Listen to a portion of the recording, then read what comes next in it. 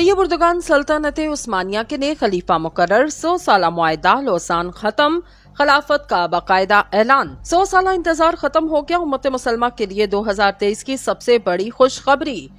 जिस वक्त का इंतजार था वो घड़ियां आन पहुंची। तैयब उर्दगान का सब्र, मेहनत और कोशिशें रंग ले आईं। तुर्की दुनिया पर राज करने का वक्त शुरू। तैयब उर्दगान ने तमाम कागजात तैयार कर लिए। 27 यूरोपीय ममालिक को अहकामात रवाना कर दिए गए। अमेरिका, यूनान, सहूनी और फ्रांस ने भी कान खड़े कर दिए। तुर्की 2023 में पहली बड़ी कार्रवाई क्या करने वाला? तैयब उर्दगान ने बाआवाज बुलंद ऐलान कर दिया। सऊदी अरब, मिस्र, लेबनान, सीरिया, कतर और बहरीन ने खैर मकदम कर दिया। उर्दगान उम्मत मुसलमा के नए लीडर। पाकिस्तान, मलेशिया और तुर्की का बनने वाला ब्लॉक दोबारा बनाने का फैसला।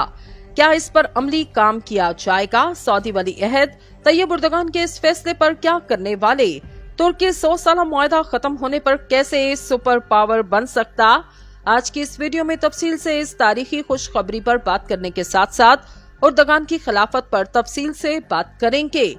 दोस्तों, वीडियो की तफसील में जाने से कबल आपसे गुजारिश है हमारे चैनल को सब्सक्राइब करें ताकि मजीद ऐसी मुस्तनद खबरें आप तक पहुंचती रहें और आज की इस वीडियो को आखिर तक जरूर देखें। नाजरीन, सल्तनत उस्मानिया ने जनूब मशरकी यूरोप, मगरबी एशिया और शुमाली अफ्रीका पर 600 साल से ज्यादा अरसे तक हुकूमत की। पहली जंग अजीम में सल्तनत का खात्मा हुआ। एक नया रहनुमा मुस्तफा कमाल उभरे जिन्होंने तुर्की की कौमी तहरीक की क़यादत की, जिसने सरजमीन तुर्की की तकसीम के खिलाफ मुज़ाहमत की। मुस्तफा कमाल ने अंकारा में सूबाई हुकूमत कायम की। इसने इत्तेहादियों की भेजी हुई अफवाज को शिकस्त दी।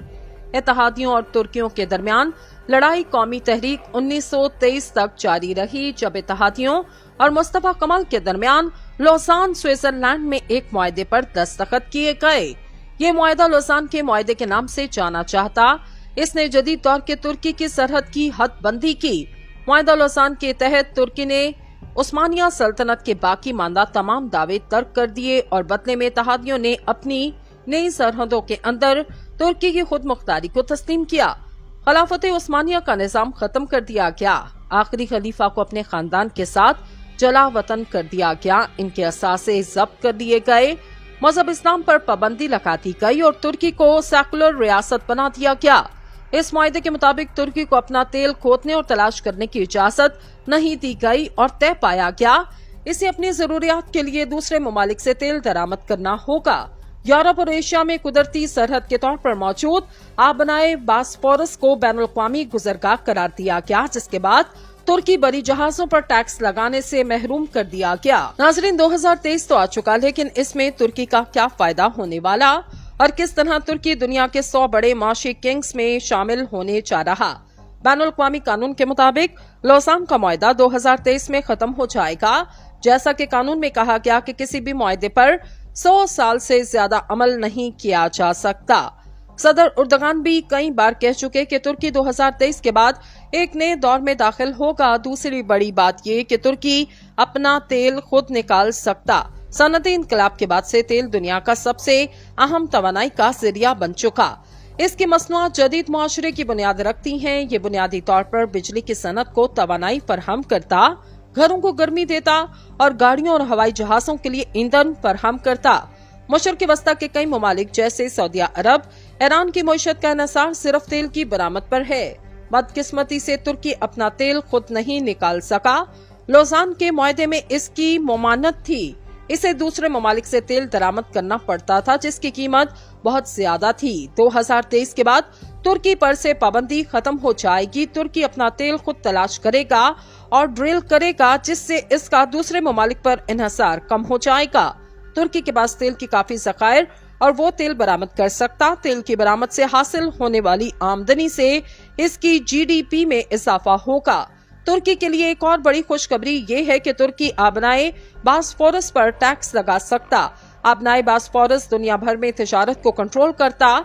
इस आबनाए से रोजाना सैकड़ों बड़ी जहाज गुजरते, लेकिन लोसान मुआहदे में इसे बैनुल-अक़वामी गुजरगाह करार दिया गया और तुर्की को बहरी जहाजों पर टैक्स लगाने से रोक दिया गया।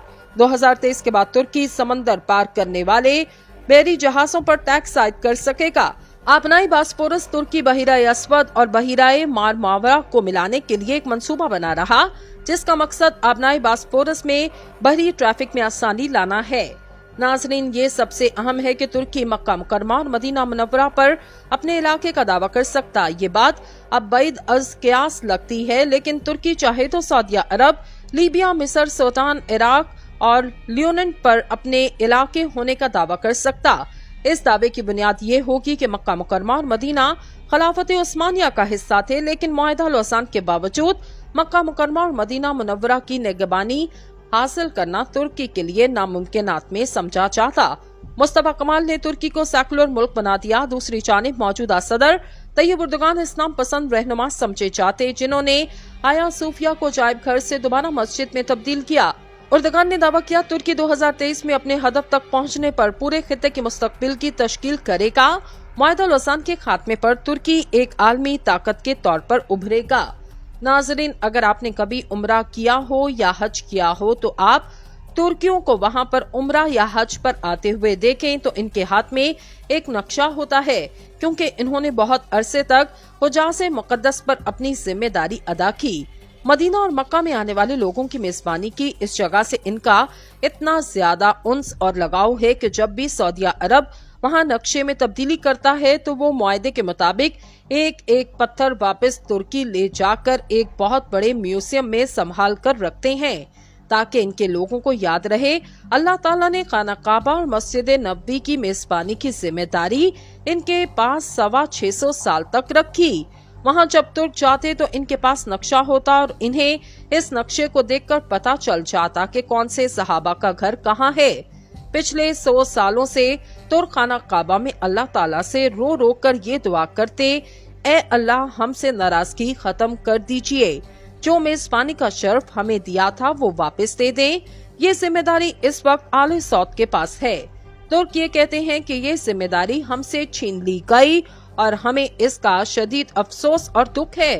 दोनों ही पाकिस्तान के बरादर मुल्क हैं। तुर्कियों की अपनी एक ख्वाहिश जिसका हम एहतराम करते और जो जिम्मेदारी आले सऊद के पास है इसका भी हम एहतराम करते, लेकिन इन दोनों में से इसका अहल कौन, इसका फैसला आप सब अपनी जगह पर कर सकते हैं।